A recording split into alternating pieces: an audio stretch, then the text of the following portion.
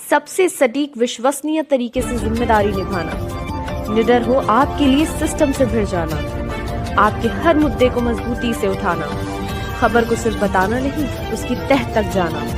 आप देख रहे हैं सहारा टुडे।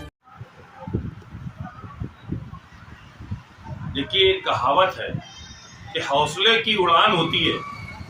मैदान जंग में हौसले काम आते हैं, असलहे नहीं आते हैं। ये बात बिल्कुल एकदम आईना हो चुकी है और हौसलों की जीत होती, ये भी आईना हो गई। आज हम एक ऐसे उसको बताने जा रहे हैं कि जो एक लड़की बिल्कुल साधारण परिवार से, जिसके पिताजी, जिसके फादर जो है वो मतलब ये समझ लीजिए कि फोल्डिंग बनाते हैं। अब इससे ज्यादा क्या गरीबी की स्थिति हो सकती होगी, लेकिन वो लड़की कितनी जफाकश निकली, कितनी मेहनत करने वाली निकली और कितनी आगे निकल गई कि उसने नीट में हलीम कॉलेज का नाम रोशन कर दिया। वो काम कर दिया।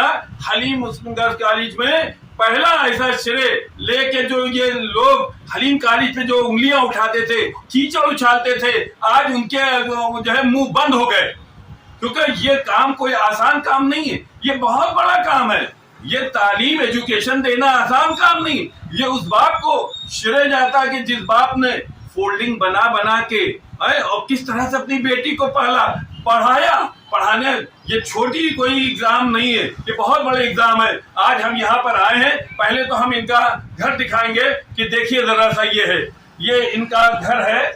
ये आप ये देखिए कि ये साधारण सा घर है। ये दरवाजा है, ये दरवाजा, ये यहाँ से ये देखिए आ रहे हैं। अब ये देखिए इस कमरे में हम आए हैं। ये देखिए ये कमरा हम पूरा आपको दिखाएंगे। ये देखिए कमरा कितना छोटा सा कमरा है देखने वाला। ये देखिए इनकी ये बुक्स रखी हैं। ये देखिए ये बुक्स रखी हैं। ये देखिए ये सब पढ़ाई की बुक्स है। ये गरीब साधारण किस्म के लोग और कितनी मेहनत करके और कितनी तरीके से पढ़ाया है कि आज यहाँ पर इनके जो है खुशी का कोई ठिकाना नहीं रहा।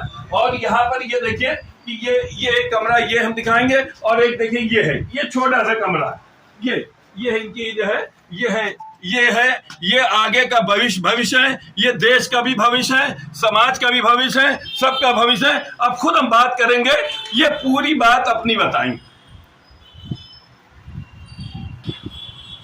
देखिए, उस जफाकश होनहार छात्रा से पहले हम सहारा टुडे की तरफ से उसको मुबारकबाद देंगे कि उसने एक बहुत बड़ा कीर्तिमान जो है, ये कीर्तिमान माना जाएगा और ये किया है। हम खुद उससे बात करेंगे, वो पूरी बात हमें बताएंगे। क्या नाम है आपका? जुबैदा फातिमा। क्या किया आपने यार? मैंने नीट क्वालिफाई किया है। नीट क्वालिफाई किया है, तो ये बताइए कि नीट क्वालिफाई करने में आप क्या महसूस कर रही हैं? बहुत अच्छा फील कर रही हूँ। क्या बहुत अच्छा फील कर रही हैं? बहुत प्राउड फील कर रही हूँ कि मेरे पेरेंट्स को बहुत अच्छा फील हो रहा है। और मेरी ऑल इंडिया रैंक जो है 12,621 है और मेरे मार्क्स 633 है। लास्ट ईयर में कुछ मार्क्स की वजह से मैं रह गई थी, लेकिन इस बार मेरा ये सपना पूरा हो रहा है।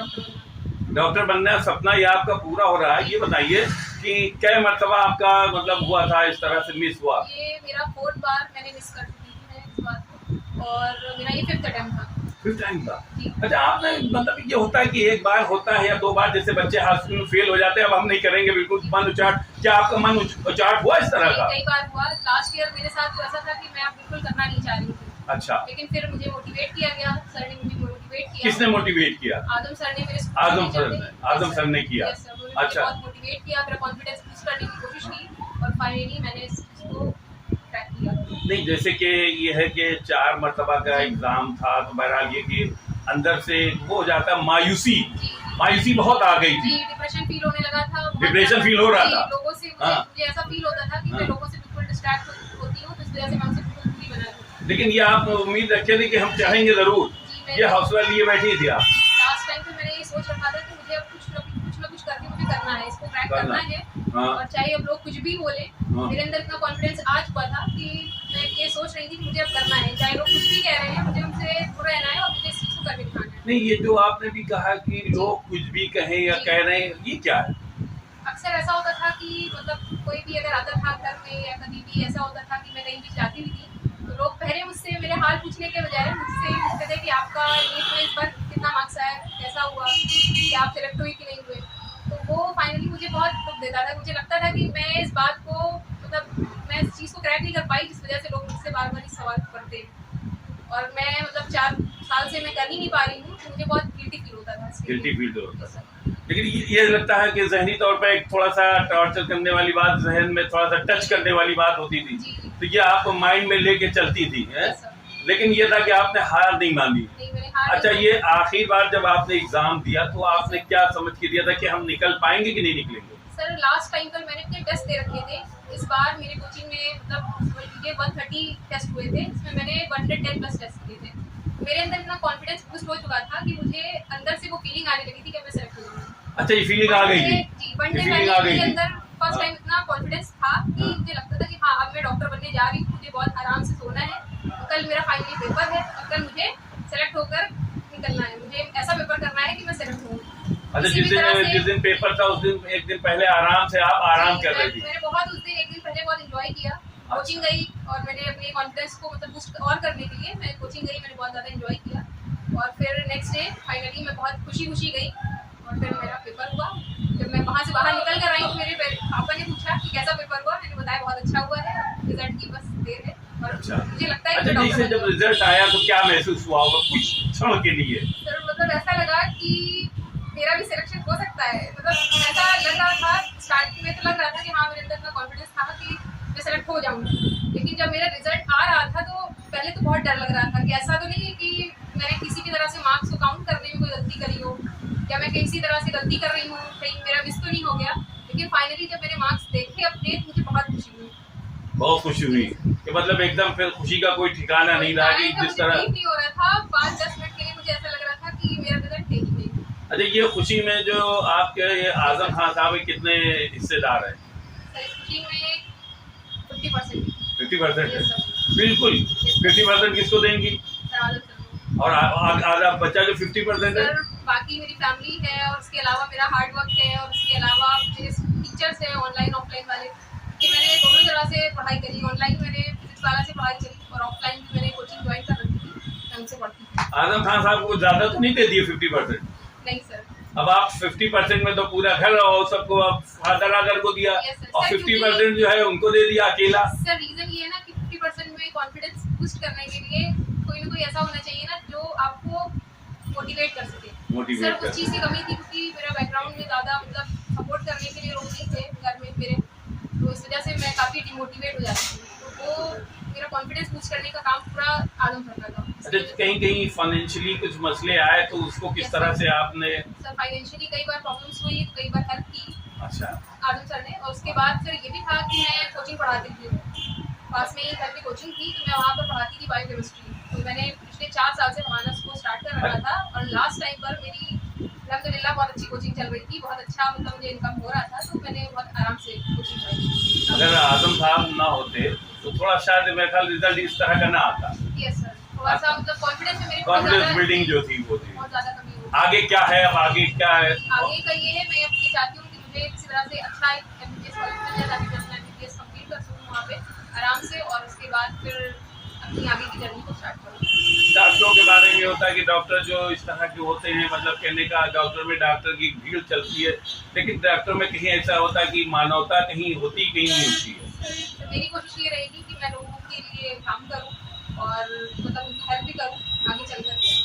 तो अभी ये है कि फिलहाल फाइनली मुझे मेडिकल कॉलेज मिल रहा है, मुझे बहुत कायदे से पढ़ना है और उसके बाद फिर लोगों की हेल्प भी करना है। अच्छा, ये बताइए कि जब इस तरह का मामला आता था, 4 साल हो गए आपको, तो आप फादर से बताती होंगी कि भाई फीस चाहिए या कुछ, तो फिर फादर किस तरह का सलूक करते थे?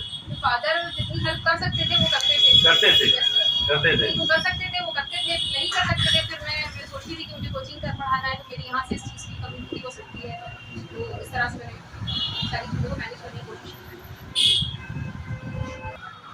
देखिए, होनहार बेटी के होनहार बाप कि जिनकी इकोनॉमिकली पोजीशन हमने दिखाया, उनका घर दिखाया किस तरह था कि जी उम्मीद नहीं थी लेकिन उस बाप के आज जो है कलेजा चौड़ा हो गया, दिल बहुत भाग है, दिल में आंखों में आंसू है, दिल में खुशी के ये आंसू है। एक आंसू गम के होते हैं, एक खुशी के होते हैं कि आज हमारी बेटी, हम तो फोल्डिंग बनाते थे, लेकिन मेरी बेटी डॉक्टर बन के लोगों का इलाज करेगी और समाज सेवा करेगी। आज हम उनके बाप से भी मुलाकात करेंगे और हम खुद उनसे पूछेंगे।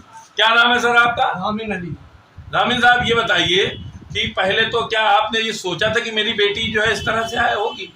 नहीं, हमने सोचा इसकी हिम्मत की वजह से। क्या हिम्मत? पढ़ाई की तरफ इसका ध्यान बहुत ज़्यादा था, मेहनत करती थी, तो हमने कहा कि हम साथ में हैं तो ठीक है, तो बहुत अच्छा। हाँ, इस तरह से क्या नहीं, कभी कभी ऐसा होता था कि जैसे मतलब 2-3 मरतबा ये रह गई, तो क्या आप भी कुछ महसूस नहीं होता है? महसूस हो रहा था। हाँ। क्या महसूस हो रहा था? महसूस ये हो रहा था कि आ नहीं रहा नंबर, पता नहीं क्या बात है। हमने कहा तुमने कहाँ से बाहर ले लिया, तो उसने आ नहीं पा रहा, तो हमने कहा फिर भी हमने कहा चलो हिम्मत करो। नहीं, ये नहीं कहा कि बेटी देके बैठ जाओ बस अब खत्म करो, ऐसा नहीं किया, नहीं कहा। ये हौसला आपका था कि हमारी बेटी कामयाब होगी, जरूर होगी। मेहनत कर रही थी। हाँ, मेहनत कर रही थी, मेहनत की। क्या करते हैं आप? फोल्डिंग पलंग की रिपेयरिंग करते हैं। फोल्डिंग पलंग की रिपेयरिंग करते हैं। कितने साल से कर रहे हैं? हमको हो गया करीब 30-40 साल से। 30-40 साल से हो गए। ये बताइए कि जिस तरह से आज ये रिजल्ट आया है, ये इसके लिए आप किसको जो है वो श्रेय देंगे? ये जो है हमारे इनके कॉलेज के जो है आजम सर हैं बेचारे, उन्होंने बहुत इनको गाइड किया, समझाया, तो हमें भी समझाया है 2 मरतबा, तो हमने कहा नहीं ठीक है, आपकी बात हम मानते हैं, ठीक है, अच्छी बात को हम हमेशा पसंद करते हैं, मान लिए। अच्छा, जैसे बेटी कभी फीस मांगती थी तो नहीं होता होगा, तब क्या दिक्कतें आती थी? कुछ नहीं, अल्लाह शुक्र है कि फीस देने में कोई दिक्कत ही नहीं है। इन्होंने खुद मेहनत इतनी की है, पढ़ाया बच्चों को, सब कुछ किया और काम चलता, रुकावट नहीं आई। रुकावट किसी तरह की आई नहीं, और ना ही एजुकेशन में ब्रेक लगने दिया? नहीं दी। अब आगे क्या उम्मीद करेंगे? अब आगे इनकी हिम्मत की बात है, अब जो करना चाहे करें। अब तो रास्ता मिल गया है। हाँ, रास्ता मिल गया है, बड़ी खुशी की बात है। सब लोगों का बहुत सहयोग हुआ है, बहुत इसका बहुत शुक्रगुजार है और बहुत खुशी है, मतलब इस बात की कामयाबी के रास्ते में। सर पे हाथ रखिए। आप जो है